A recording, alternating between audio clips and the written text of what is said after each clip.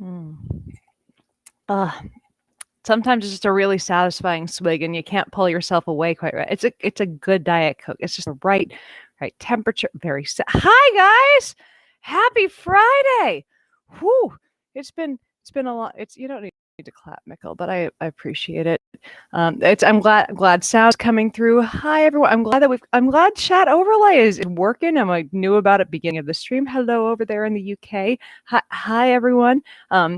So yeah, it's been a fun. I'm gonna wait for people to file on it. Come on into to the Church of Science and Weird Wigs. We're gonna have a good time.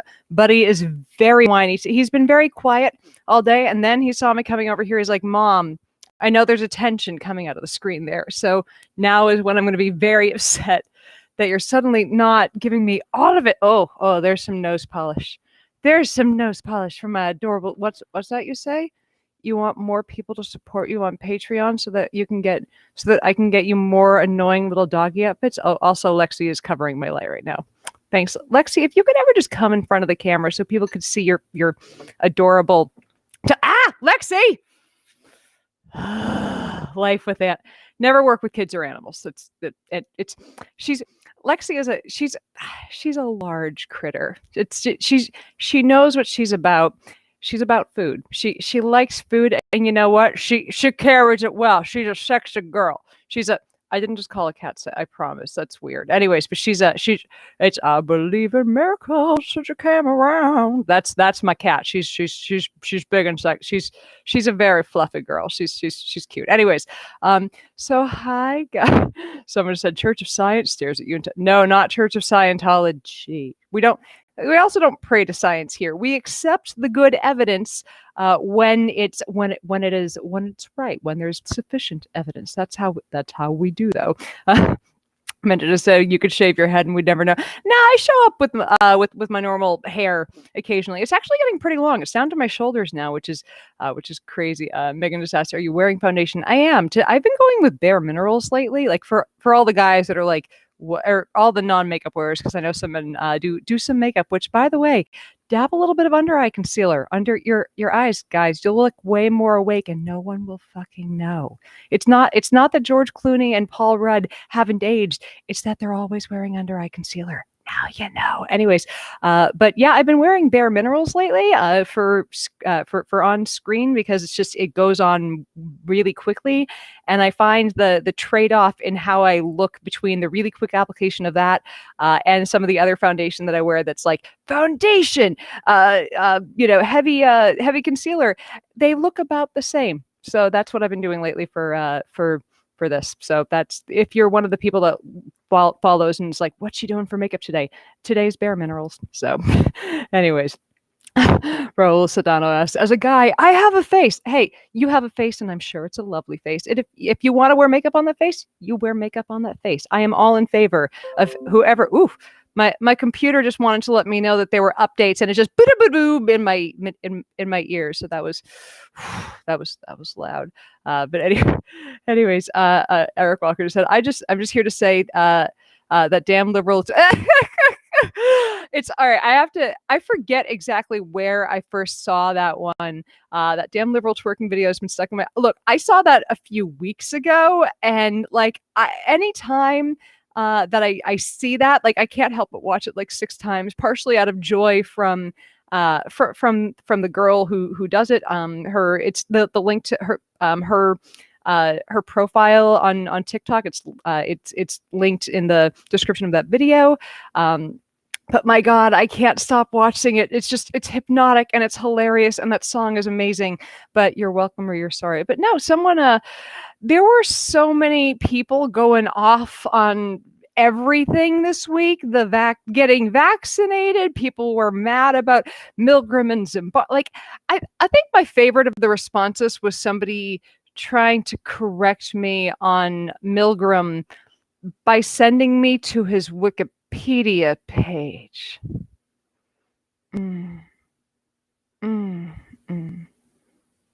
That was just really, really, that's just so sad. But so let's see. Where do I start? Do I start with the vaccine shame? Let's just go into the vaccine shaming because that's what I started this on. Then we'll get into all the MOSs and all the people who are mad at it. So I got vaccinated this week. And this seems to have made some people very upset, which I sort of expected a little bit of the anger. I didn't expect quite the degree or the nastiness that came with it, because I get it. Like, I see other friends getting vaccinated, and there have been some times where I've seen people getting vaccinated that I didn't believe that. I didn't know that they had underlying conditions, or I looked at them and I just didn't know. And here's the thing: before opening my stupid fucking mouth, I was like, I'm going to see what they say about why they got vaccinated, or I'm just going to let it go. Maybe I don't know they've got a job. Maybe they've got, maybe there's an underlying condition I don't know about. You know what? It's not my business. But the thing is, at the end of the day, every person who's vaccinated, even Simon has entered the chat. Every person who is vaccinated is another person who cannot spread this disease to another at-risk person. It's another person who can't be a vector. It's another person who's not gonna have long-term chronic illness. It's another person who's not gonna die from this. I have been happy with every single friend of mine who's posted their Band-Aid and their vaccine card. I've done nothing but say, I'm so happy for you, because I'm like, this is another day closer to normalcy. It's another day closer to hugging everyone. It's another day closer to hopping on an airplane, eventually maybe even without a mask.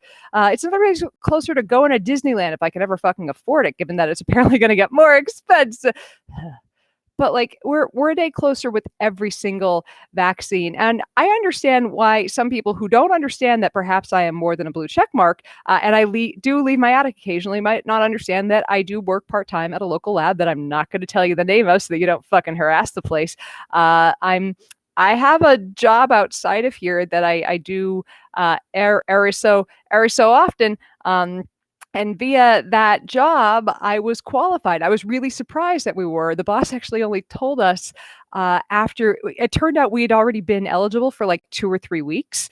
And we didn't know, or like, I think the boss knew, but like we were not aware. But he was like, "Yeah, we're eligible." And like, the other thing is, here's the kicker with the eligibility. By the time we got in, like, and I'm not sure exactly if the boss had been paying attention to this. Like, I haven't dug into this too much, but it seems someone just asked, why do you not have? No, I do have a blue check mark. It's I have a blue check mark here. It's go have a look. I'm definitely blue checked. Anyways, but there's it's the boss had been kind of checking up on how long the queue was. By the time we went, like, each of us that were, full-timers, part-timers at the company went to go get our vaccines, there was like no line. Like, somebody had booked their vaccination for like 2 days out and then realized they weren't going to make it, so they went to reschedule. They were able to book for that very hour. They drove over from the lab that hour to get their vaccine. So if anyone thinks that I took a spot from someone, or that I took a vaccine from a healthcare worker, there are vaccines very available right now in LA County. And if you've been having trouble signing up through the normal LA City website, which at first we were all trying to get in through the LA City website, and then we found another one that was working very well. If you are in, I'm going to type this into the comments now, Carbon Health. There is that's the address that we went through to book. I don't know why they're now. I don't know if it's everywhere across the country that they have appointments available, but in LA, at least, it was their appointments were quite bountiful and available, and there was no wait. Like, I arrived 15 minutes early. I was done before my scheduled appointment time. There was nothing for a wait. And I completely understand the frustration with looking at this from somebody, in another state in the country or another country that's looking at this going, but we did the right thing. We waited. But I'm like, do you understand how little I've not gone into a restaurant? I've not done anything other than this and my occasional trips to my part-time job that I don't tell you guys about, because why the fuck would I? But yeah, I've literally I've gotten flack from people who are mad because they're like, LA went out and partied. Why are they getting? I don't know, because not all of LA went out and partied, and the people who stayed home don't want to get infected by the fucking college kids who did nothing but party the last year. Maybe some of us stayed home and are trying to not get infected. Maybe some of us have a housemate or two that haven't been following the rules and really don't want to get sick because we have one or two housemates that are, they understand germ theory, but they're like, I still want to go out and do my thing. I'm just saying, perhaps where the people who, because there are 10 million people in this city, it's an impetus to get 10 million, a lot of those people vaccinated, because that's a bigger population bomb of people that I don't know. Here's the thing. I think the vaccine should be going everywhere at once in the same clip. That's my thought. But of course, I'm not responsible for that. And people were acting like me for getting my one vaccine before some of them did. They were acting like I was personally ripping a vaccine out of a doctor's hand and like, not your vaccine, Dr. Smith. This is my vaccine. You don't get it, Nurse Janice. It is mine. I personally went to an impoverished state and took guys. Oh my God. Here's, like I said, I understand that people are upset. I completely understand. The number of days I have cried just being like, I want to get out of here. I want this over. The number of days I've been just, wanting this to be over. But here's the thing, this is not over for another 6 weeks for me. It's not over for anyone, and for another number of weeks until after they get the vaccine. But the end is in sight, and we have to keep a steady eye on that. Like, it's been awful watching and waiting, hoping that it's eventually going to get better, but the end is in sight. Now, Biden, this all seemed like it was fraught with peril and it was never going to get done when Trump was president. Now, let's talk politics for a quick second. I don't want to heap way too much praise on Biden because, he's already doing some bombing and shit that I don't like, but, neoliberal stuff. Anyways, but the vaccine distribution and rollout is going way faster. Yeah, that is undeniable. This is getting under control now. Last I checked, they were about up to 3 million vaccines a day, which is 1%, which is a percent of the country getting vaccinated every fucking day. We already have a decent clip of the country between people who have gotten sick with it. Now, I understand we still want everyone who's gotten sick to be vaccinated, but we already have a decent percentage of the country who's immune on some level. And now, Biden has said that every state must open up vaccination to everybody by May 1st, which means that within 6 weeks, and I get it, 6 weeks sounds like a fucking lifetime. It is right now, because every day feels like another day that you could get sick. But within 6 weeks, everyone is going to be eligible for the vaccine.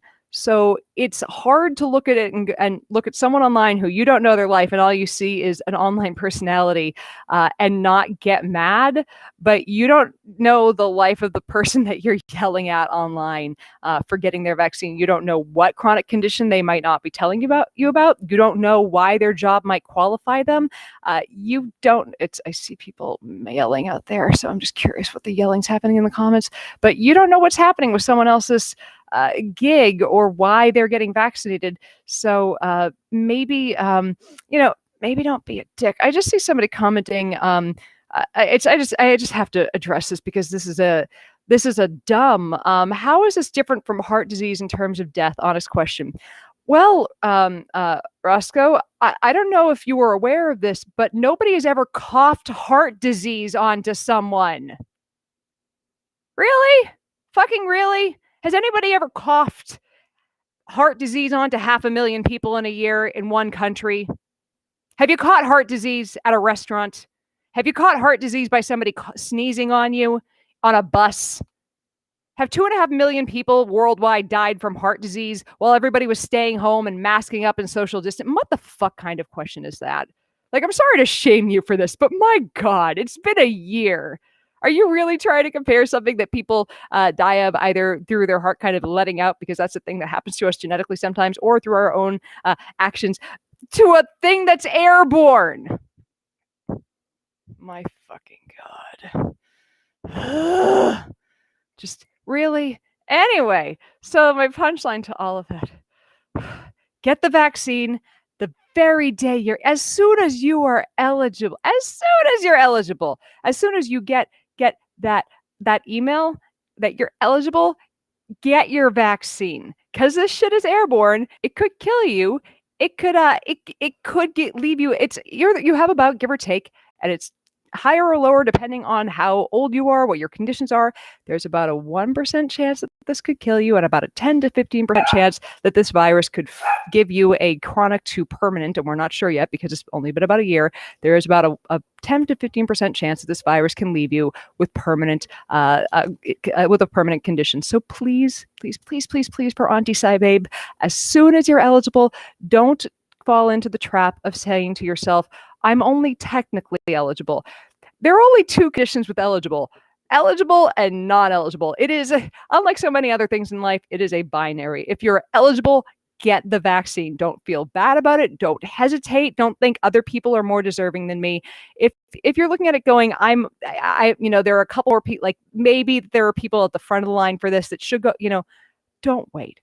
At least sign up. Go to the website, check to see if you're eligible. And in the group that I'm in, I was surprised that our lab qualified, because our lab qualified under agriculture because of the type of products that we process. But I'm just saying, I looked at it and went, we technically but you know what? We qualified. That's the point. If you don't go when you qualify, you're not helping anyone. You're just not going at the right time. You're just holding up the line. You're not helping the line go faster. You're holding it up. So go as soon as you qualify, please. It's helping you out. It's helping everyone get to herd immunity faster. They're having issues with people, in certain areas where there are enough vaccines, partially because of that thought that I'm not ready I'm not the right person to get vaccinated yet. There are places that every single day have extra vaccines. So people who, quote, aren't eligible yet are getting the vaccines they were going to throw out every single day. It's happening. So please check your eligibility. Check really carefully. At the end of this, I'm going to post a couple of things that are California specific. Unfortunately, I don't have them for every state in the country, but at least in LA, there are some vaccines available. They're available to basically, I want you to read it carefully, but if you are anywhere in the food supply, if you are anything from farmer to grocery store worker, you're eligible right now. Go get your fucking vaccine, please. And anyways, I want you all vaccinated, and I want you to not.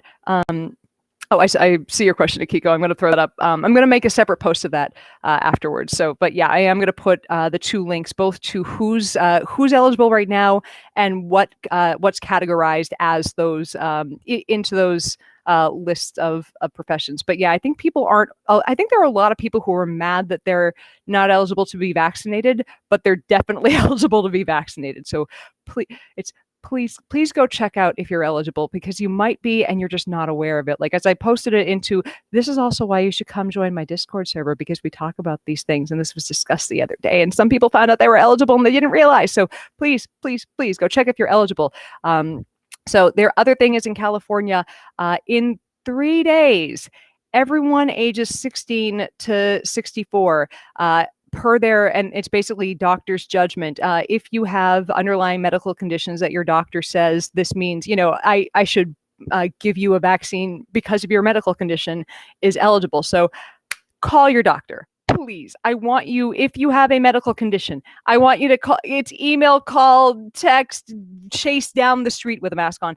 Please get on the phone with your doctor, because this is coming in just a few days in California, and I want you to get your vaccine immediately. I didn't want to go before people. I wanted to go when I was due for it. I wanted everyone to be due at the same time, and that's just not how it worked out, and that's out of my control. So please, go get your vaccines. Go fucking get your vaccines. So I know they're not everywhere yet. That's not if they are not available in your area, call your state reps. Call your state. I mean, I don't mean call the people that go to Washington. I mean call your state reps. Call the state house. Call your governor's office. Call them and bitch at them a lot. Then call your senator's office, the federal one. The point is, I'm not the appropriate person to yell at about this. None of your friends who have gotten a vaccine before you are the appropriate people to yell at about this. Like I want to be clear about this. I saw somebody in the comments, and this was, a really fruitful discussion that happened. Someone commented that their partner was eligible because they had obesity. And here's the thing. I think that some people look at that with shame, or they look at it with I don't know how to approach it. I want to be very clear about this. If you are eligible for the vaccine because you're carrying excess body fat, get your vaccine. Mama Cybabe wants you vaccinated because, and this is not like this is, please don't take this as fat shaming. This is as somebody who has likewise been overweight for a good deal of my life. And I want you to understand, I'm happy that the government is actually, and people who are making these rules are actually taking this seriously. They're not shaming people for smoking. They're not shaming people for being overweight. They're going, no, your live's valuable. And we understand that these things that you couldn't get like during a really crazy stressful part of your life, you couldn't, like, this is a horrible year to go, well, why didn't you lose the, like, no one was doing that. They're not doing that. They're saying your life matters. Your life matters no matter if you're a smoker. Your life matters no matter if you're overweight. And I want you to go get your vaccine. I want you to live through this. And I've seen people get mad about people being eligible because of the obesity qualification. I don't care how much body weight you're carrying. If part of the things that make you more susceptible to a bad case are being short, I want short people to get. It's not a thing that makes you, like, if whatever thing is that makes you more susceptible, I want you in the front of the line. So look, when you see somebody who's been vaccinated and you don't know the reason, just don't be a dick about that. Don't be a dick. Tell them you're happy that they're vaccinated, because you should be happy that your friends are vaccinated. And if you're mad for even a moment that one of your friends is vaccinated, maybe you should question if you were really a friend to that person anyway. Maybe if you're all that mad that someone is now not going to get a potentially deadly disease, maybe you should look at yourself in the mirror and go, am I really this good of a friend? Maybe I'm not a good friend. That's just my thought. So please stop the vaccine shaming. Get your vaccines as soon as possible. Sign up. There are a bunch of different lists. I believe Rebecca Watson of Skeptic put out a video. It was either yesterday or a few days ago that listed off a bunch of different lines that you can sign up for that include, places that you can, sign up for. It's like, hey, there might be an extra vaccine left over at the end of the day. We'll call you if there's one. So if you don't want to be, quote, a line cutter, but you want to, get into any lines that have extra vaccines, there are ways to do that. Again, Rebecca Watson, it's on her YouTube channel. Please go check out all the ways you can get signed up. Get in line as soon as possible. I want you all vaccinated, and I wish we all got vaccinated the same day. It just didn't work out that way. But don't be a dick. Be better, people. Be fucking better. I've been crying every time beginning of this thing. I had a nightmare about one of my friends who is an ER doctor dying. And it was such a vivid nightmare that when I woke up and saw them posting on Facebook, it startled me. And so, when I saw them finally get their vaccine, I was bawling with relief, because it's like, oh, this thing it's over. It's over. Or it's like, it's not over, but it's getting there. We're so much closer. I want you to have that reaction for everyone who gets their vaccine, okay?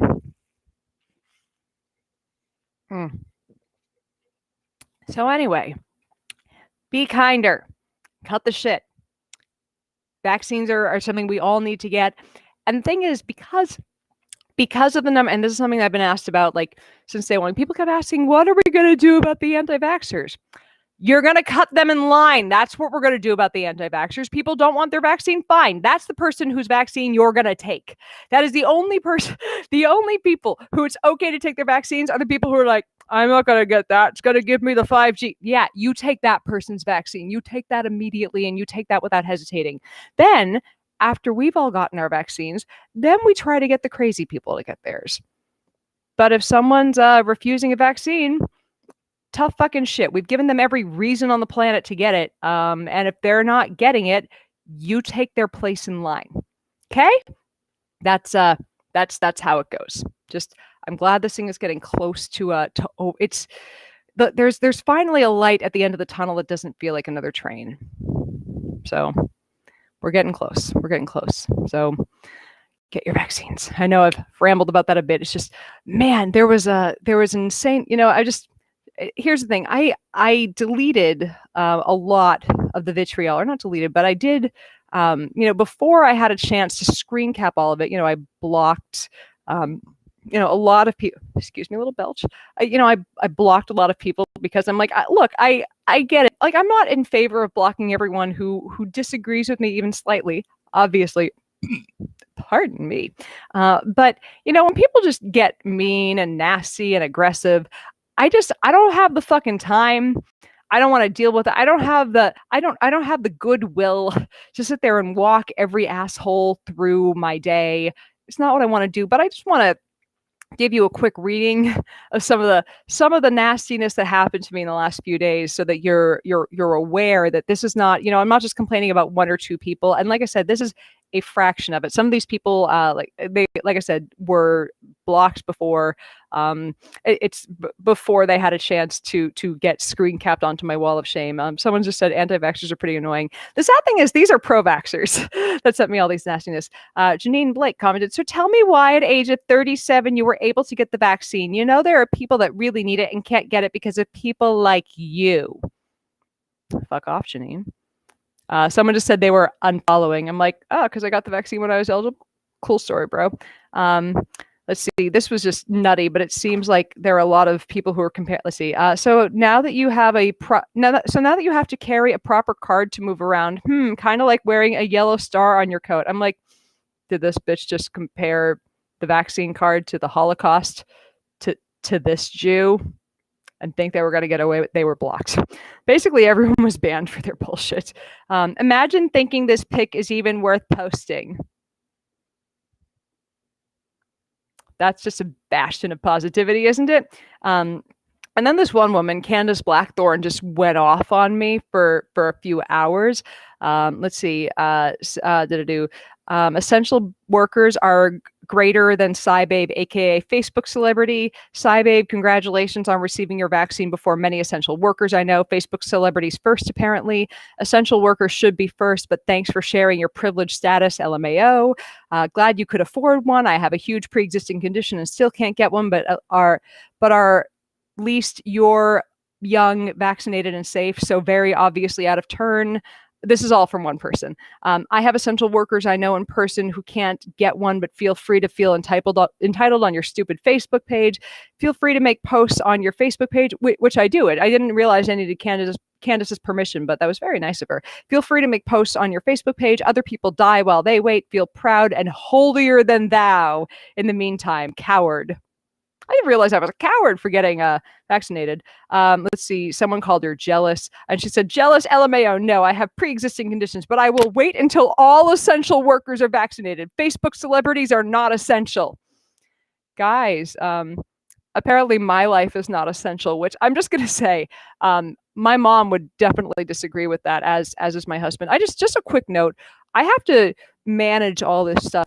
And along with all the fact checking I do for the Daily Moments of Science, and I do these lovely little live streams for you. If you're amused by any of that, there's a link to my Patreon below. And I also do extended blog entries and 2 extra live streams every month for patrons. And you get to avoid Facebook to get the Daily Moments of Science. So go over to patreon.com/SciBabe. You can pay for a year-long subscription all at once and get a 10% off. So a full year of extra Cybabe lunacy costs very little. Very little if you pay out. It's the cost of a latte and a muffin. I'm worth a latte and a muffin. Trust me. My muffin's worth it. Anyways, more of Candace. Let's see. Cybabe has no shame, got her vaccine before many essential workers I know, and she doesn't care. Sci-Fi Babe. Ooh, Sci-Fi Babe. Sci-Fi Babe on Facebook got her vaccine before so many people who are frontline workers did. So much bullshit. There's the end of Candace. I'm sure she's still going off somewhere. Let's see. Why are you advertising your vaccine? We have clap for you. Oh, I'll give you the clap, baby. Wait. That's not what I. Damn it. This was just the weirdest fucking comment. Now, I put a filter on it just because I put a filter on things to make the picture look better. I didn't like Photoshop out my zits for it because I'm really not all that zitty right now, which is great. I just gave myself a chemical peel. I'm very proud of myself for mastering giving myself a chemical peel. Anyways, but here's the comment from somebody whose name is James and their picture is not that of a James. Photoshopped picture to remove blemishes and deliberately hiding the vaccine you actually got. Show the full card so everyone can see. I don't believe you simply because of the press release manipulation type of image you posted.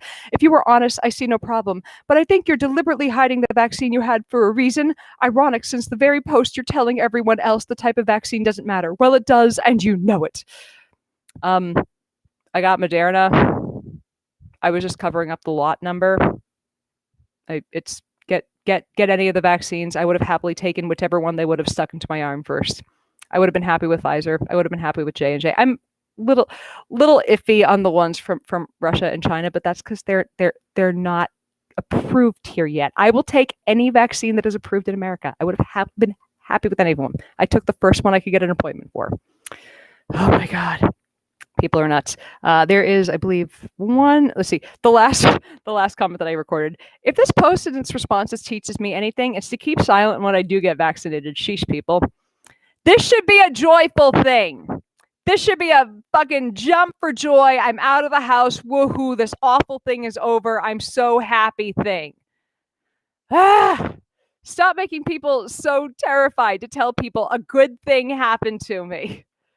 Also, and go support me on Patreon. So, anyways, that's there's my little ramble on why vaccine shaming is bullshit, and it was awful to go through that for the last few days because I did not expect to like I knew there would be a little bit of it. I did not expect the thank you for that, Ryan. I did not expect quite the degree of it that happened. So that's been my week, is just dealing with a barrage on Facebook of letting me know what a terrible person, what a fucking terrible person I am for doing the thing that I've told people to do for years, which is get vaccinated. I've only been telling people get vaccinated for 6.5 years of running this page. I get vaccinated and then I get yelled at. The fucking irony. Can never win. Can never fucking win. Anyways, so I did some. I know I keep saying I'm done with talking about this and then I keep rambling about it, but man, I see someone saying I see Pete 1892 saying getting vaccinated tomorrow. Yes. Fuck yeah. Every time I see somebody in the comments saying I got vaccinated and I'm getting vaccinated, I'm so happy. Just all of you get vaccinated. Get them now. You're gonna. I just wait. I see somebody trying to tell somebody that Nazis are right wing. So of course I have to go up and see what fuckery is happening in the comments. Someone trying to. I always love it when this insane shit happens. Oh. Let's see. Oh, someone's calling this a quote Nazi political shutdown. Democrats pushing it. Let's see. It's 100 million vaccinations have been given. All vulnerable people have been protected. We just shut down and wore masks to protect the 1% at risk. It's not 1% at risk. 10 to 15% people. All right, let's just put John on blast for a minute because I don't want to put up with this bullshit. Let's see. So here's the thing: 100,000 vaccinations have been given. That doesn't mean 100,000 people are protected. That means 100,000 doses. Some of those are only full doses and those don't lead to full protection. Not all vulnerable people have been protected because it's people above a certain age. Not all people below the age of 65 with long-term chronic conditions have been protected. We shut down and wore masks, not just to protect the 1% at risk, but because we need to get herd immunity, which we don't have. And we cannot protect that 1% without herd immunity, which is what we need in order to stop the virus from spreading to the 1%. We cannot separate out a society with the 1% of people who are at risk, or the alleged 1%, which is, it's much more than that. It's obviously much more than that because something like 15% of people above the age of 80 die. I'm just saying, I care about old people. Obviously you don't. But anyways, I'm just looking at this because I can't, the rest of his little ramble didn't show up on here. We vaccinated the 1%. There is no more health crisis, just Democrats putting Nazi political shutdowns. Dude, Nazis are fascists. That's not a Democrat thing. And the other thing is, and just want to be clear about this, all the research shows that it's not political shutdowns that are stopping people from going out. It's fear of the virus. So the people who are like, I don't care, but it's who cares, but germ theory isn't a thing. They're still going out and continuing to make this thing a nightmare for the rest of us. Okay. So the people who are staying home are going to stay home until they're vaccinated. They're not staying home because of anything Joe Biden's saying. They're not staying home because of anything that a politician's saying. They're staying home because germ theory's real, you fucking idiot. So sorry if that, sorry, don't hit your head on these facts. Don't hit, it's going to hurt. But you know, it's, oh, well, you know who we haven't seen here for a few seconds? We haven't seen Mr. Oliver. Oliver, what you doing? What you doing? Are you surprised to find yourself on the camera? What's happening, boy? Oh, is this not the position you expected yourself in? No? He's very confused when this happens. Very confused. And now he and Buddy are going to go off and fight. So anyways, sorry about that little rant, but I'm just saying, don't call it a Nazi shutdown. Literally, people aren't going...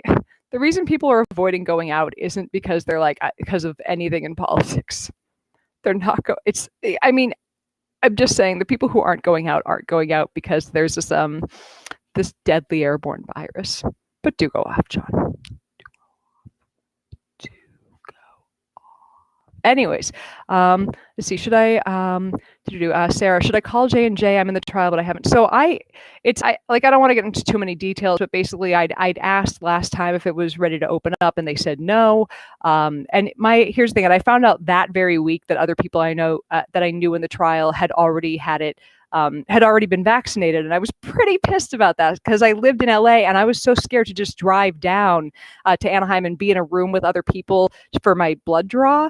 That I was really annoyed that they hadn't given me the vaccine then when I found out that they had already given it to a few other people. So when I called this week to ask, hey, I have the chance to get vaccinated, they're like, we'll get back to you. And then I called back and I'm like, I'm dropping out. It's like, then they were like, oh, you got the placebo. We could give it to you in 2 weeks. I'm like, that's nice. Getting it now. This is just, I'm not going to it's just not worth it. I've been, I look, the $100 to drive down and back to Anaheim each time, just, it's not, look, I gave them all the data I could to help them get to market. My health is worth not, I don't want to take the next 2 weeks of waiting and have that be the 2 weeks in which I get this virus after a year of staying home. So I know a couple people were, I think some people were kind of annoyed that I dropped out of the trial. That's not your thing to be annoyed about now, is it? That's my personal decision. And they note that me being one of the 40,000 people in the trial, my data helped them get it to market. It's on the market now. I did my part. So I did what I could. But now the important thing to me is to get a vaccine. So man, there were so many people that were like, you dropped out of the trial, so this means J&J is bad. I'm like, or that I think some people thought I was saying J&J. No, I actually wanted J&J because I wanted one and done. I didn't want to have to go back. But anyways, people are silly. But yeah, that was the as people were asking about the runaround, it was just, I could not get a straight answer. I didn't feel like I feel like they got some people vaccinated earlier that were in placeboed, or at least I'd heard about it, and I was just very annoyed with that. And I didn't want to keep dealing with it. And I had a vaccine available. That's the punchline, is if you have a vaccine available, you get it. Oh, there's somebody complaining about the long-term dangers of the vaccine, that I'm going to ban this guy. Let's see, to do he's calling a vaccine a biological weapon. So we're just banning this guy. Block user on Facebook. Sorry, Adam. We're not putting up with this shit. Like, we don't do anti-vaxxers here. We don't know them. We don't know them. I don't know her. Anyways, but somebody just went off on you don't know the dangers. It's a bioweapon. No, it's not, Adam. Sorry. Anyways, Lexi, come here. I might actually get the fat cat over here. I'm going to try really hard because I think you guys need to, I don't know if you guys have met Lexi. Come here. Come on, mama's baby. Psst, psst. Lexi, don't you get shy on me now. Come on. It's the only time when she's like, I don't want mom's lap is during this. Every other time of day, she'll like fight. She'll bully Buddy off of my lap, which is just funny. Anyways, so let's do a quick someone as Pam just pointed out, better than the long-term effects of COVID. Yeah, like anyone who's, and I understand the reticence to take a brand new anything pharmaceutical, whether pharmaceutical, whether it's a medication or whether it's a vaccine. I get it, but also there is no indication that anything that could possibly come from this long term is anywhere near the potential long-term complications from fucking COVID. So, and you are not measuring the long-term effects of the vaccine to the long-term effects of a world with nothing. You're measuring the effects of this vaccine to a world in which your only other option is COVID. So you're getting your immunity one of two ways, and the other one is pretty fucking nasty. Anyways, let's see. That's one downside to comments right alongside the stream. The morons get their BS sprayed in front of. You know what? It's a downside, but also it's helpful to me because I can respond to you guys as they're coming in, and you guys can all see what I'm responding to a little bit easier. And that way, I only have to like highlight things that I'm responding to for a long term thing. It's easy. I find it much easier to interact, and I like that quite a bit. So I'm about to belch again. Hold on. That was a disappointing one. I feel like one more like good soda chug, and I could get like a really like a handsome one out of there. Nope.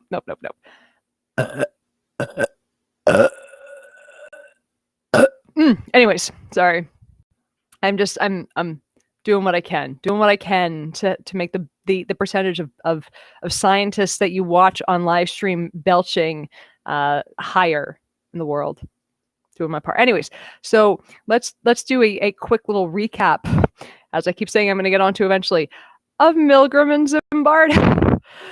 So people were really mad. There was some, like a lot of people were like, the reactions were mixed and mostly good, but like there were some mixed reactions to Milgram and Zimbardo stories on here. And it was funny because I'd started writing them a while ago. I was going to do them as a one and done together because I was like, oh, I didn't realize I went to the same high school together, and I wanted to kind of weave the story of these two into one thing. And then I realized, I'm like, as I was researching both of their main bits of both of the, the main things that they're famous for, even though they both had a ton of other work. Now I want to be clear. They both did a lot of amazing work in psychology. Neither of them are cranks. Neither of them are bullshit artists. They both did it's incredible amount of work and contributed to psychology especially experimental psychology in a lot of ways. But, and we were talking specifically in those articles about the two bits in each case of experimental psychology that got them really famous. For Milgram, it was the button pushing. It was the getting in, pushing a button, being told, "Hey, you're punishing somebody for getting these answers wrong," and seeing how high up they would go. Now, originally this was presented to the public as though we gave them very little prompting and there was not much interference. All they were given was four gentle prompts from the experimenter in the room saying, you must continue, please continue, you must continue. Anyways, it turns out that the experimenters in the room were much more coercive, and they had audio tape of that happening. So they had and this took somebody writing a book a few years ago. Her name was Gina Perry, and she's a psychologist and wrote a book about Milgram. And she went through the archives. She went through the archives at Yale and found the original records of all of this. So this isn't secondhand information. And somebody accused me of just, gossiping. The gossiping accusation was hilarious. The accusation was that I was just gossiping about this. No. This woman went into the archives and found the original records at Yale from these experiments, and found that Milgram had claimed that he had debriefed everyone after these experiments. They didn't debrief about 75% of people who came in, at least not right away. And there were people that left thinking they had tortured a man to death. There was one person who checked obituaries for a couple of weeks afterwards, and Gina went through and interviewed a lot of these people. Now, what's interesting, and I'm not sure how the numbers line up with this because I found both of these claims, and it's weird that they thought that about 75% of people weren't debriefed, and then but it seems like about half of the people didn't. They also didn't think it was real. Like about it seems clear to the scientists that were running it, or to at least some of Milgram's assistants, that about half of the patients or half of the volunteers didn't think they were shocking somebody. They were sure that it was. They kind of it was apparent to them that they believed it was a setup, and I think it's because people are smart enough to know that you can't. You're not going to be allowed for a research study to shock someone to death. So I don't know, like maybe if I were in that kind of situation, I'm trying to figure out what makes someone do that. Like, I don't know, maybe if I was in a situation where I was where I was told, "Hey, keep pressing this button," and I was like, "This can't be real." I would just keep pressing it until I saw when I was stopped.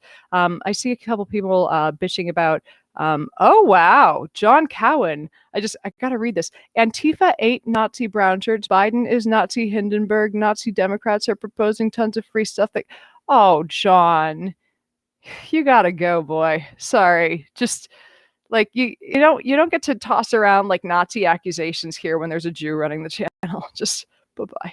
Just poop. Go away. Go away. Just leave. Just you gotta. It's gotta. He's been blocked. I don't know how long it'll take for that to kick in over there. But he's just, man. Someone's.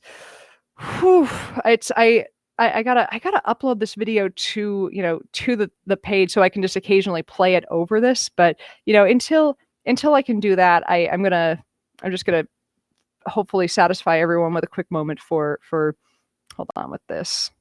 Give me a moment. I'm doing something that'll we need a palate cleanser, I think.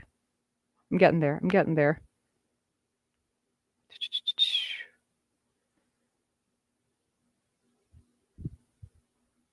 This will be worth it, I swear.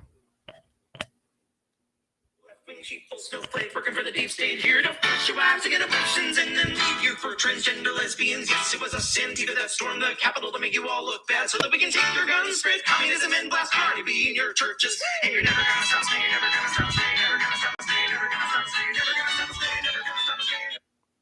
Anyways, I just thought we needed that quick little palate cleanser. Dan, you're absolutely right. We need to get OBS set up. It's like I have it kind of set up, and I need to figure out how to integrate it with Restream, and that's been a challenge because there are a zillion websites saying here's how you do it, and I'm like, I'm techie to a point, but yeah, it's so Quantum just commented I rewatched it like you have no idea how many times I've rewatched this video. So many times. Like, it's partially that she's just so fucking cute and like great at her little thing, and I subscribe to her TikTok because she's fucking great. That, and I've listened to, somebody commented that there are a ton of verses to it. I've listened to all of them. It's amazing. Anyways, but yeah, it's why yes, I'm an evil laughing sheeple. Anyways, but it's Angela said I was pretty impressed with her climbing on the counter. Right? Like, I kind of want to recreate that in my own kitchen because a ton of people have made little TikToks with it, and I want to be clear.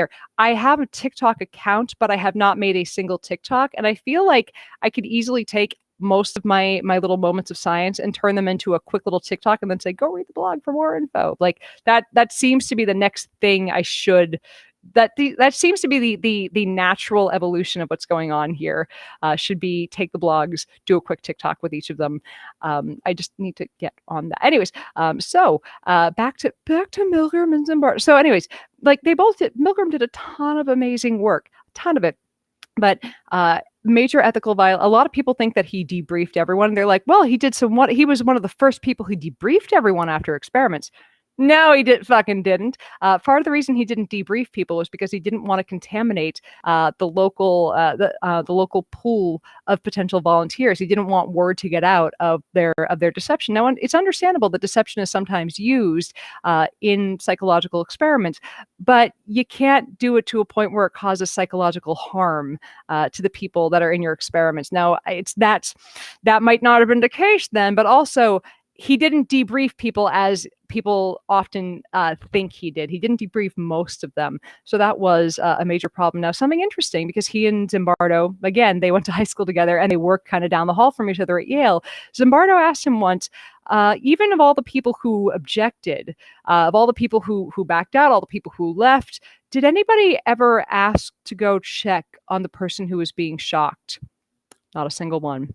No, but everybody who was sitting there shocking, all the people who heard somebody pounding on the walls, screaming that he had a heart condition, all the people who went all the way up to the highest level of shocks, not a single one was like, I want to go see if the guy's okay. That fucks with me quite a bit. So it's like, and they figured that about half of people thought it was real. And in the half that thought it was real, they were much more likely to push back and try to stop the experiment. But man, that's, Mark just asked what we're about. We're on Milgram and Zimbardo now. Specifically, we're on Milgram right now. But in the Milgram experiments, they were shocking people. Just to give you a quick up to date, they were shocking people, or they were tricking people into thinking they were shocking some guy through in another room. And a lot of people kept delivering stronger and stronger shocks up to a point where they thought that they were led to believe that they might have shocked somebody to death. So there, you're updated. But like the fact that nobody, even the ones who were concerned, ever asked, is he okay? Whew, human nature's a bitch, isn't it? So onto Zimbardo. Now, man, people really wanted this to be real. Like, it's funny because more people knew that the prison experiment had kind of fallen apart over the years. But there were people that were like, I wrote my college dissertation on this, like, or people that just hadn't, done anything with psychology, and that was like the only thing they knew. Someone was like, but how do you explain Abu Ghraib? How do you explain all these other human rights abuses? I'm like, there have been other studies that have fallen apart, and I didn't need them to explain things too. Like, I don't need a study that was faulty to explain that humans can sometimes be shit. Like, I think the most telling thing about I think the most telling thing about the Zimbardo experiment is that, he wanted, like, and both of these men came from backgrounds where they'd experienced prejudice, or they'd seen it in their lives. Because Milgram, he was Jewish, and he kind of grew up in a family that had dealt with the Holocaust.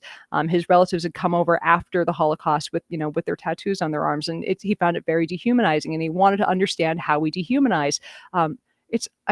Oh God, John Cowan's still over there, really? Like, it's just that I only have him blocked. If he's still over there commenting, please just ignore him. Like, just let him go off and jerk himself off.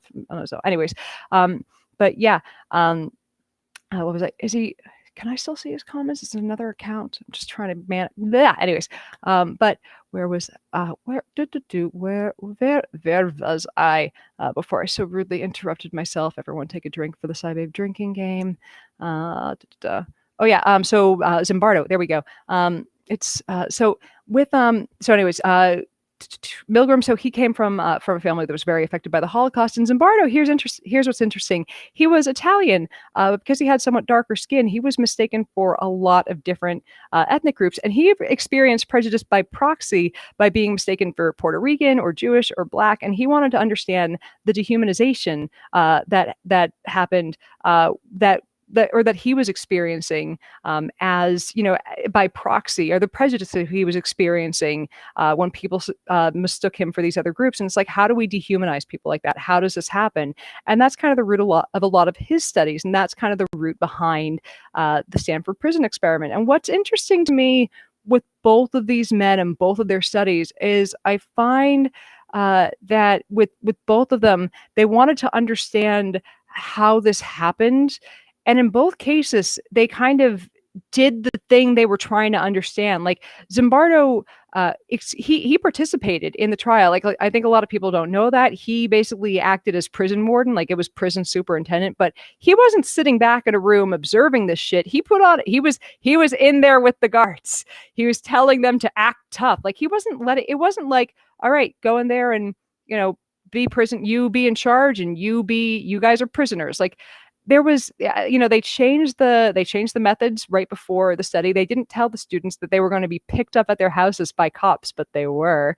They really didn't tell the students a lot of things that were going to happen in it. And things kind of went fucking crazy. Now, it's there. A lot of this comes back to a question of was there informed consent for this trial? Was there informed consent for either of them? Now, some people like to defend Milgram a little bit more because he came 10 years. His experiments came about a decade before Zimbardo, and they're like, well, we didn't have as much in the way of informed consent rules. And Zimbardo will say, well, I didn't know how out of hand it was going to get. That's fucking bullshit. Because Zimbardo actually kind of lifted, and someone tried to argue with me that there's no way this happened. And it's like, this is well documented. Zimbardo even said it himself. Zimbardo heavily borrowed his experimental design straight from one of his students who had done a very similar experiment just months before in the basement of one of the halls on campus at Toyin Hall at Stanford. So they had done the exact same thing, set up a simulated prison, and it had to be shut down within days because it got all too out of hand very quickly. So they knew exactly what would happen when you told a bunch of college students to cosplay as fucking prisoners and guards. There was no doubt in their mind. And he's like, I didn't know. I didn't fucking know. How could I have known this was going to happen? Why should I have told them that maybe guards would turn violent to prisoners? That's never happened before. While he's telling them to act tough. My God. So yeah, that's just it. People were very mad that to hear that this wasn't run. I think people like, here's the thing. It doesn't debunk the study entirely. It's weird to put a study into a category of we can't of we're not sure what to do with this anymore. And that's kind of the point with both of these is we don't know how to apply or how much of this we can apply to daily life. Like how much of this applies to actions taken in the Holocaust? How much of this applies to dehumanization outside of a lab? Because yes, it's very easy to say, oh, this kind of behavior. And somebody in the comments, of course, said, this kind of behavior, the dehumanizing that the guards did in this experiment happens in prisons everywhere. It doesn't happen in prisons everywhere, though. It happens in prisons in the US. It happens in prisons in some parts of the world. Doesn't happen so much in prisons in the Scandinavian countries. There are countries where prison guards don't even have guns. I looked that up in the process of writing this one because I'm like, I was curious. I'm like, is friction between prisoners and guards a thing? Nah. I mean, there's obviously some friction, but not this. Like, they don't get guns everywhere. They're not trained to be douchebags in correctional facilities where they're trying to rehabilitate as opposed to punish. So if you train guards to help rehabilitate prisoners as opposed to telling them to be tough, this is not. This is not the result. So maybe the reason that these guards all acted so tough is because they had Philip Zimbardo whispering in their ear to act tough and telling them to dehumanize them. Because one of the guards even said later on that he put on an act. He put on the tough guard act because he thought that's what they wanted. And if you're acting the way that you think the guards or that you think the study wants you to act so that you get the results the study wants, that's tampering with the data so very clearly. So anyways, that's someone just pointed out our prison guards don't have guns. That's you. Thank you for clarifying. I didn't realize that. This tells you how much experience I have with the prison system that I did not realize they didn't have guns. But that's kind of the point here is that it seems like this was all written from a very it seems like Zimbardo's experiments and his point of view was all done from a perspective that guards are always tough. This is how they always act. This is the way that a guard is going to act. So we're going to tell them to act the way that guards act and see how this turns out. Not taking into account that sometimes guards are not like that in other countries. So I'm curious if they had somebody train the guards to act the way that they do. Like if they brought somebody who trains, they brought somebody to train these college students, brought somebody from Denmark or from Norway or from one of the countries where, they do aim towards restorative justice. They do aim towards getting people, or towards, they do aim towards getting people back to their lives. If they had someone come in and train the college students who are being guards to act like that, maybe you'd get different results. So I'm curious if you redid, I mean, there's no they will never get an IRB for this, but I'm curious what how different the results would be, and how differently we would look at something like the Stanford prison experiment now if that had been the way they did it. But or if they'd done two different groups, that would be interesting. Do two different control groups, one with training from a U.S. Prison guard, and one with training from a Norwegian prison guard. Person who, I have no idea what the names are there, but that's the way you find out if it's the training or if it's just that guards automatically act like this. And you know what? It's the training. It's the training. It's the system. I definitely need a hair clip for this. I love this wig. It's such a cute, I love my little bagels, but it's just this bang needs to bang. Oh, wait. Oh. This is a good thing about having a bobby pin fucking everywhere in my little office. Much better. Anyways. But yeah, it was an interesting few days of learning all about that and seeing what conclusions I came to on each of them. And like, I could have written a lot more on each of them. Like I had to cut a lot because each of them went on, like, I try to keep these under 800 words so they're readable in a quick little Facebook post, basically, so they're readable while you're taking a shit. Like, that's how long I'm aiming for with each of these. And I think, and basically when I go over 800 words, I'm like, all right, got to edit back down. And there was so much to edit down for both of them. Like Milgram was long, like, and I kind of wanted to do a postmortem on each of it and kind of go through the ethical ramifications for each of them. So there was a lot. There was just so much for both of them. But the punchline is they both did amazing work.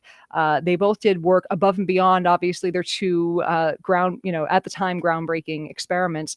But I think that people need to be able to look at those groundbreaking experiments and understand that sometimes what we thought was groundbreaking, 70 years ago can change. That can change a lot. And we can find out there were flaws, and we can find out that data was hidden from us. And it's okay to accept new information in light of better info and try to question what we knew once. And that's the important part about some of the things I write in the MOS. It's not so much saying these guys were wrong. It's we have new information and we should consider what we knew about them in the way of some in new light. So I see.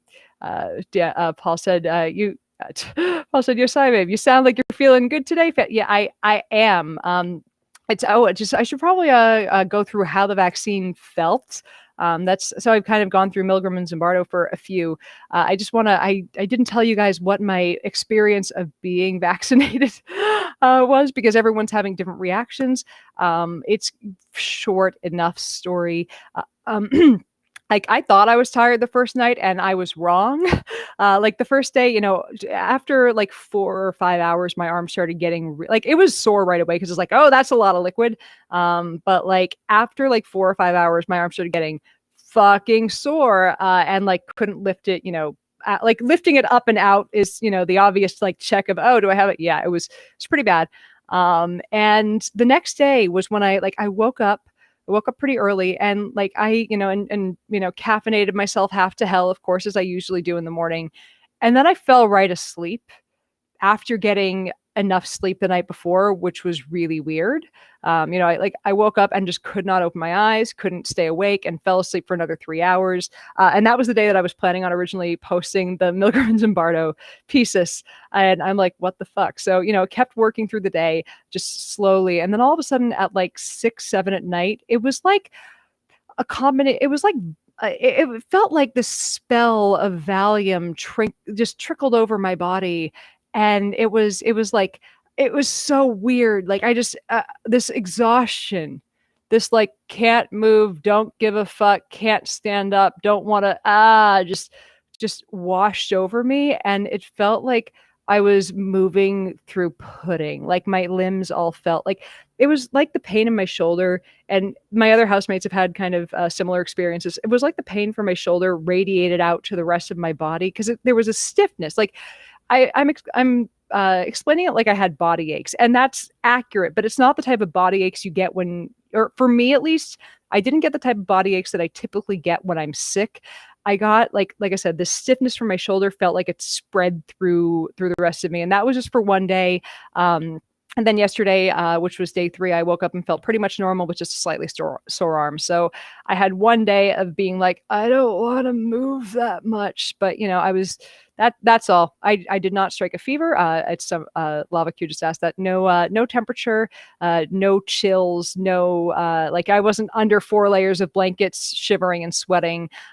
So since I did not, since I didn't get it's Mento just asked, should I take at least one day of leave for each dose? I would suggest it, yeah, like just in case. And some people are fine. They're getting a dose, and some people are fine through both doses, but you just don't know. And most people are worse for their second dose. Now, I read something fairly interesting about people who have had COVID and are getting their first dose. Now, it seems like people tend to get their system kicked a little harder on their second exposure to it. So if you've had COVID, it seems like your first shot kicks your ass a little harder. And if you haven't had it, it seems like your second dose kicks you a little bit harder. So I'm a little scared for how bad the second dose is going to be. But I'm looking forward to having that full immunity. And man, everything feels a little bit lighter. Just since since the vaccine, because it's like there's a countdown now until this is all okay. It's all gonna be okay. Oh my God. It's terrifying and happy making, and just there's a world out there and I get to go back into it again. I didn't realize how much this is all making me crazy. But Anthony Kren just asked, okay to drink alcohol after the vaccine. If you're not drinking out of celebration after the vaccine, I don't know. I don't want to know you. I mean, no, it's do whatever celebration you want for after the vaccination, but please not at a bar yet.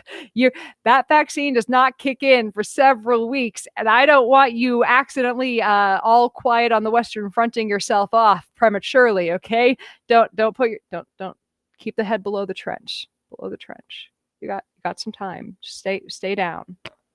Stay down. All I'm asking of you. There's got a few more. We're so close. We're so close. Let's see. Must still wear masks and social distance restraint. Yeah, I mean that's the big thing is you've still got you still have like some time where when you're around strangers, you don't know, like it's while you're around strangers, you don't know what their status is. And the other thing is they don't know what your status of vaccination is. So like, I'm just for the time being, like I'm probably like after my vaccine has fully kicked in, I don't think I'll be so neurotic about wearing a KN95. I'll probably just wear a cloth mask. But I also think that I like to say it's part of the social contract. Like, I don't want to worry anybody else that I'm the asshole who refuses to wear a mask. Like, why would I do that there are people around who, as people have pointed out, have chronic conditions and haven't been able to get their shot yet. So why would I fucking freak them out by making them think I'm a person who refuses to wear a mask? So yeah, I'm definitely going to keep wearing a mask for a good long time. So Robert Kirkman just asked, any opinion on ZDogg MD? I'm just going to put that on the screen so people can see this for the first part of it, but I don't, I feel I haven't seen his latest stuff, but I've been told he's kind of trying to both side shit, or he did for a while.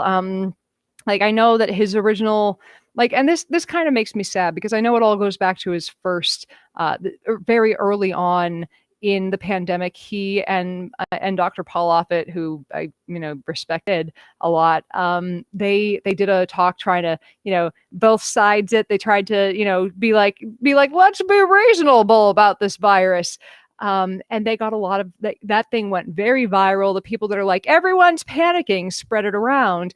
And I've seen ZDogg really, really try to push a bit of a let's be reasonable, let's see both sides. We don't want the cure to be worse than the disease narrative. Guys, he hasn't worked in a hospital for a while. Maybe it's easy to say that because, and I say this knowing I've never worked in one, but maybe it's much easier for him to say that because he hasn't seen the mass death all around him that his former colleagues have, and I get it. I understand losing business because of this thing. You guys have heard me talk about my roommates who have been strapped, and it's been really, really hard. You guys all know that I lost business and changed my business model to a Patreon run one because I likewise lost business. I am not at all unsympathetic to this. I think it sucks. I think the government should have done more, like they did in other countries that stop people from becoming homeless and, destitute. That's the thing, that they're possible. But I don't think it's responsible for somebody who people look to for medical advice, even though it's internet medical advice. I really, I'm disappointed because when I've been on a show and I love them so deeply, and we had such a good time hanging out. And like, there are some people who you like your chemistry in front of a camera is just great with. And like, we bopped a lot around so well together, and just, I saw him as this wonderful bastion of funniness and sanity and factiness. And it's been really sad watching him abandon that because he needs to play to his audience that's turned kind of libertarian. And look, I've had, when I started this channel, there were things that I was afraid to step my toe in, or opinions of mine that I didn't want to share as much because I had a more libertarian audience. Because I was a libertarian in my late 20s. We all make mistakes in our 20s. Like, some of us get things pierced. Some of us were a libertarian for six months. Okay, 6 months. Don't hold it against me too hard. But like, I knew I had a really huge contingent of libertarians who followed me. And it's funny because for everyone who says that you can't say anything the left doesn't agree with or you'll get banned, I'm like, dude, when I said things libertarians didn't like, they fucking left. They all were like, I can't stand this anymore. I'm out of here, Cybabe. Like, anytime I've said something that they haven't liked, they've just self-selected themselves out of the gene pool here. So I just think it's funny that for all you're the offended snowflake. Like, no, they, a lot of liberals probably didn't like that I was pro-GMO. A lot of them probably didn't like that I was like, pesticides are good. And they, heard me out. But man, you tell a Republican that the climate's changing and they're really angry about it most of the time. You let them know that germ theory is real and they're like, what? No. Don't you dare mention that comprehensive sex education works, because everyone's been having sex since the beginning of time and they know it feels good and they're going to keep on fucking. And you should tell teenagers how to have sex safely, because they're going to keep having sex, because the average age at which people start having sex is like 15 to 17. So you should maybe address that instead of telling them don't have sex, because that's never worked. And when you tell conservatives this, they get really angry, but we're the snowflakes. So, like I'm saying, there were things I used to be afraid to say on my channel because my audience was in that direction. And now I think, look, this is all speculation. It seems like Z-Dog has kind of gone, well, here's where my audience is. This is where I'm going to be. And I don't know if his audience is there, so he's gone that way, or if he's gone that way, so his audience has gone that way. I don't know. But at some point I made the decision that this was where my head was at. And there were so many things that I saw was wrong and upsetting in the world that were because of people who had worked with this type of mentality, with people that were on the far right, people that were trying to promote the kind of ideology that Trump and the far right had. And I was like, no, this is not the time to back down on this. I have a platform and I'm not going to keep holding back some opinions. So seeing somebody that I really respected being like, I'm going to both sides this a little bit, like, the both sides is how we got over 500,000 dead Americans. That's why a lot of people's, grandmothers and grandfathers and parents and aunts and uncles, and that's why a lot of people in this country are dead from this virus, because we didn't take it seriously and we decided we were going to be gentle with people who were. We decided we were going to be gentle with people who had opinions that were incorrect, and we didn't want to scare them off. I've been fine with telling people harsh truths all along. And that's probably hurt my numbers sometimes. And it's also given me new followers because they want to know what's real. And look, if someone doesn't like being told that something uncomfortable is true, that's fine. I am not a facts don't care about your feelings person. I'm a person who cares what happens to you. So I'm going to tell you the facts.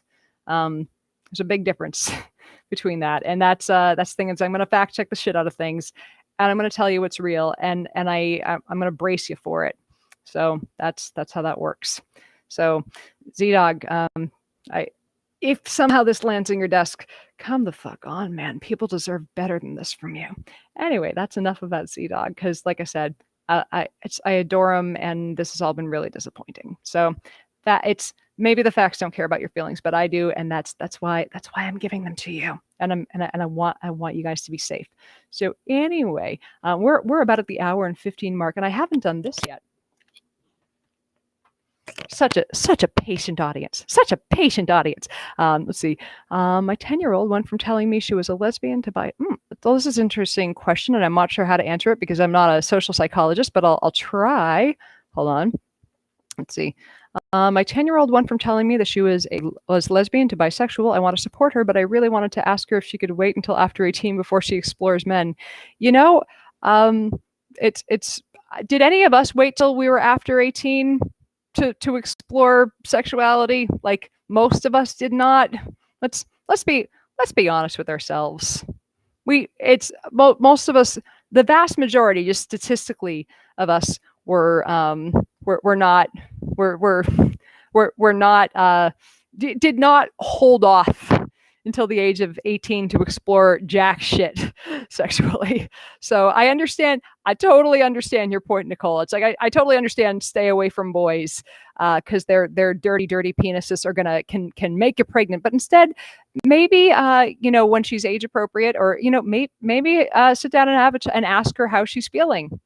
That's I wish that my parents had, and my mom was pretty good about this stuff. But even then, and I'm not going to embarrass her about this today. But my mom didn't know how to talk to me about sex because she came from a generation that likewise didn't talk about sex. So, I'm really glad that your daughter feels comfortable telling you about this. Ask her how she's feeling and what she knows, and talk to her about these things, about doing these things responsibly and respecting her body, and only doing these things with somebody that any of them, after she's a little older, hopefully, and when she's ready, and with someone she really cares about. Because obviously, she's young, so a lot of the bigger things are coming years down the road. But yeah, it's. Give her the business. They teach sex ed much younger in other countries, but that's talk to her, ask her how she's feeling. It's really good that she told you. You're at a good place, but don't tell her to hold off. So, this is a 10-year-old watching a lot of YouTube poking mom in the ribs. Let's see. What's the harm? Let's see. This is a good point. Start teaching her about consent now. I really wish that we're gonna probably close up shop in a few minutes, but let's go through some things about. Yeah, I mean, this is a thing that I see parents doing more and more now that I wish we'd done. Like it's people, parents would tell kids, now give your aunt, uncle, whoever a hug, and like sometimes you just, you don't want to give someone a hug, and they're, this relative, this friend bothered you, and your parents would just make you. I see more and more parents, friends of mine that have kids being like, telling their kids you have your bodily autonomy, and that, if you don't want to give someone a hug, you never have to.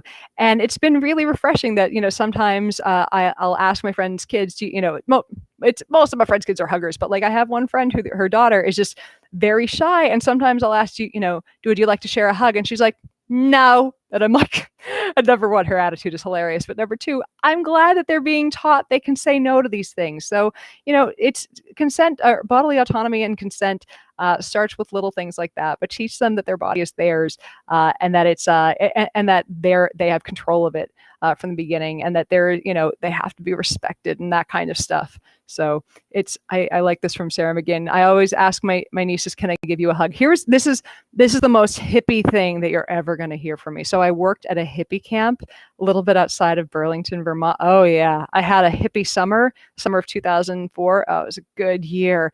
And I One of the things that the camp director, Greg Finger, Father Finger, who passed away several years ago, it was awful to, very sad that he died. Anyways, the good Father Finger would teach us this one. He would say, "Can we share a hug?"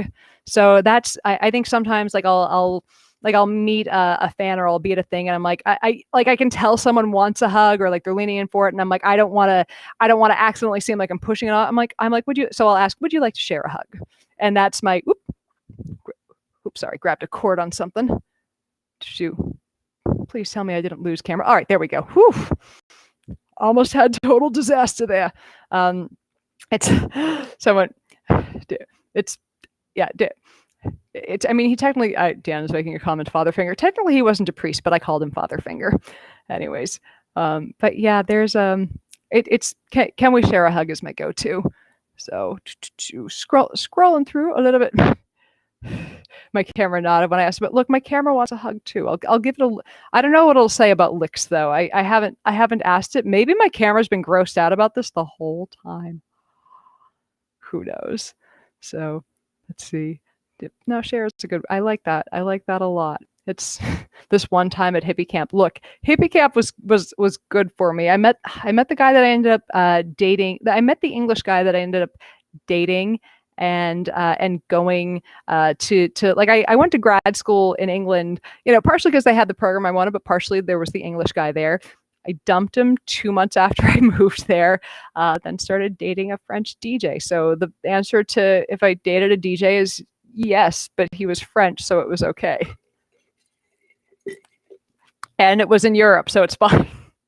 And I was in grad school. I have excuses. So we're closing up in a few minutes, but I will tell you the story of this. So I had grad school was amazing.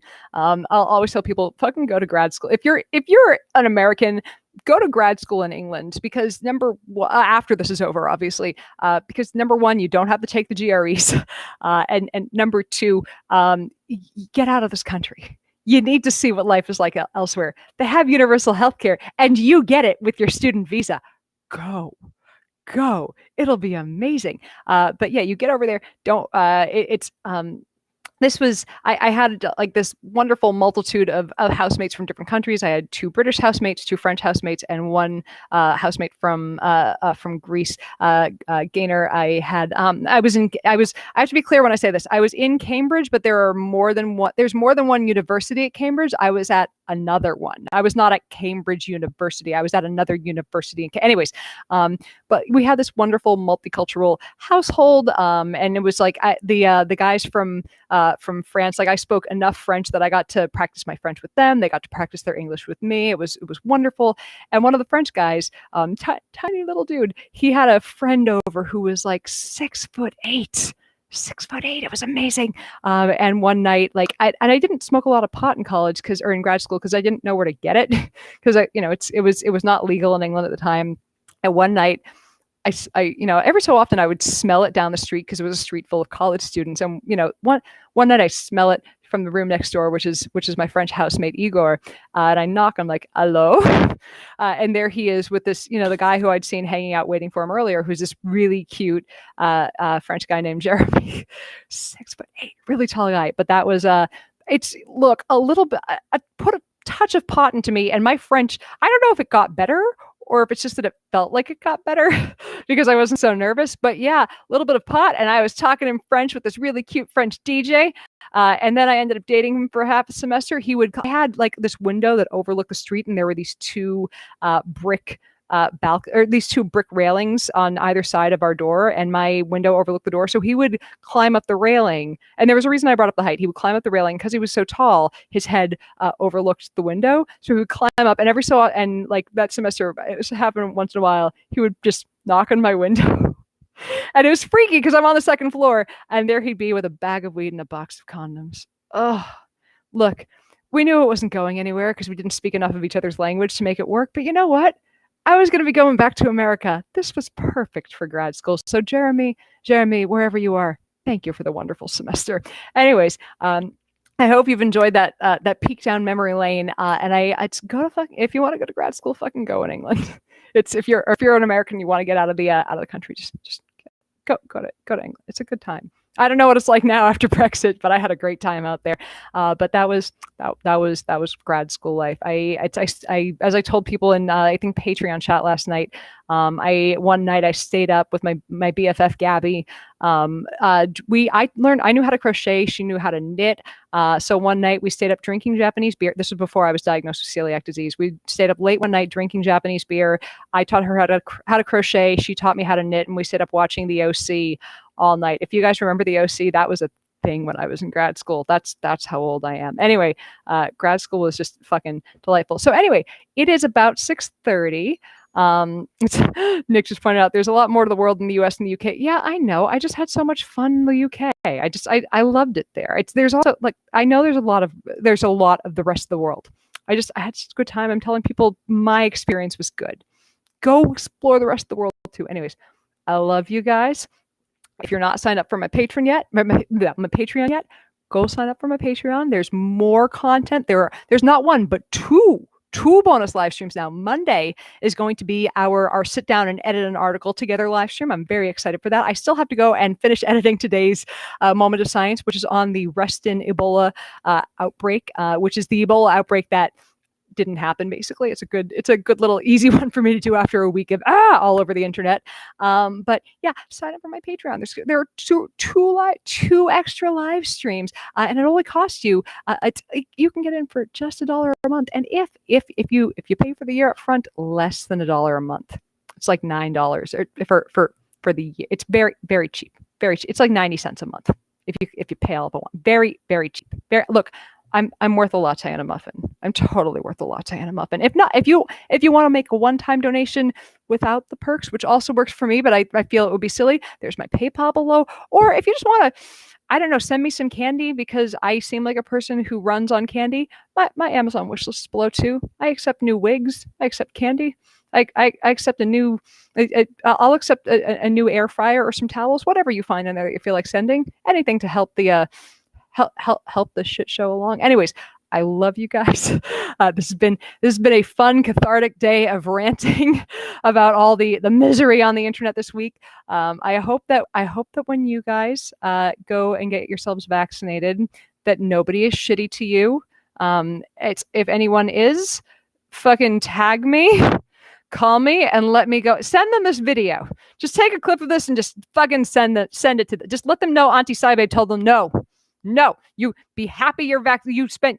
You have been pro-vaccinated you've been pro-vaccine for years. You waited for this. You deserve your vaccine. When you're in line, get your vaccine. When you're eligible, get your vaccine. Want you to all get your vaccines ASAP. So anyways, I love you guys. Take care of yourselves. Keep wearing your masks, of course.